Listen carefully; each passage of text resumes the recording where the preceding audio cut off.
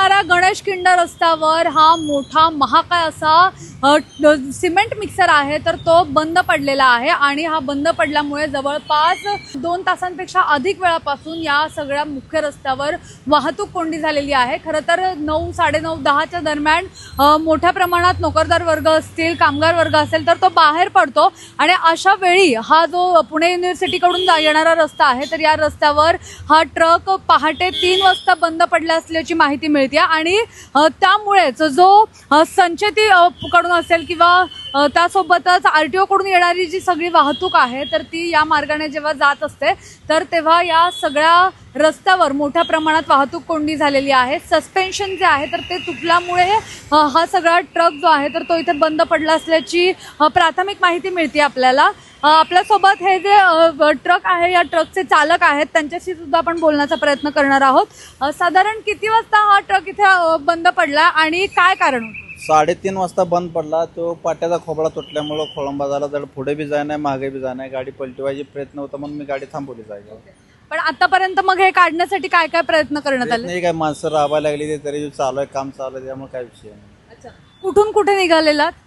ना हडप सुरुवात नाही तर रेवतगाव मध्ये ते निघालो होतो खाली काढायसाठी। 2-4 किलोमीटर येते प्लॅन्ट, त्यात जाऊन खाली करणार होतो, एक 10-15 मिनिटात जात होतो, लेकिन तोपर्यंत काम जात निघाल।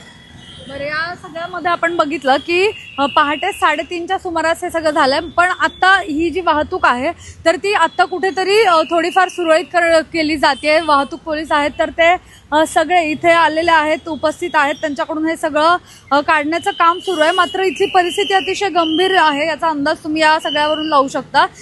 SPPU चौकापासून ते दुसऱ्या बाजूला संचेती हॉस्पिटल असेल या चौकापर्यंत वाहनांच्या लांबच लांब रांगा लागलेल्या आहेत। हा रस्ता Pune station, Hinjawadi IT park, Pimpri चिंचवडला जाणारा मुख्य रस्ता असल्यामुळे इथे वाहनांची संख्या जी आहे तर ती नेहमीच जास्त असते आणि यासोबतच दुचाकीस्वार असू देत किंवा PMPL बस असेल, प्रत्येक जण या रस्त्यावर मागचे जवळपास 1 तास एकाच जागेवर खिळून पडलेले होते। या सगळ्यानंतर आता वाहन चालक जे आहेत तर ते त्रस्त झालेले सुद्धा पाहायला मिळाले। मागचे 45 मिनिटं खरं तर हा जो रस्ता आहे तो पूर्णपणे बंद होता, एकाच ठिकाणी सगळ्या गाड्या थांबलेल्या होत्या। आता प्रश्न असाच आहे की ह्या सगळ्या गाड्या ज्या आहेत तर त्या केव्हा काढणार आणि हे सगळी वाहतूक जी आहे तर ती केव्हा व्यवस्थित होणार?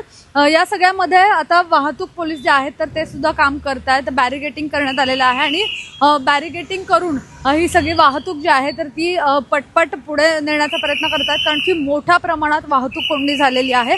आपण इथे काही वाहतूक पोलीस आहेत त्यांच्याशी बोलण्याचा प्रयत्न करणार आहोत। मोठ्या प्रमाणात वाहतूक झालेली आहे, केव्हापासून ही वाहतूक सुरळीत करण्याचा प्रयत्न सुरू आहे? तुम्ही ऑन ग्राउंड इथे आहात, काय सांगाल की किती वेळापासून ही वाहतूक काढण्याचा प्रयत्न करतो? अर्धा पिकावरच असल्यामुळे थोडंसं जामिंग आहे। खरं तर पीक आवर्स असतात, म्हणजे या वेळेला मोठ्या प्रमाणात बाहेर पडतात लोक आणि अशा वेळेला हा सगळा रस्ता जो आहे तो अशा प्रकारे जाम झालेला होता।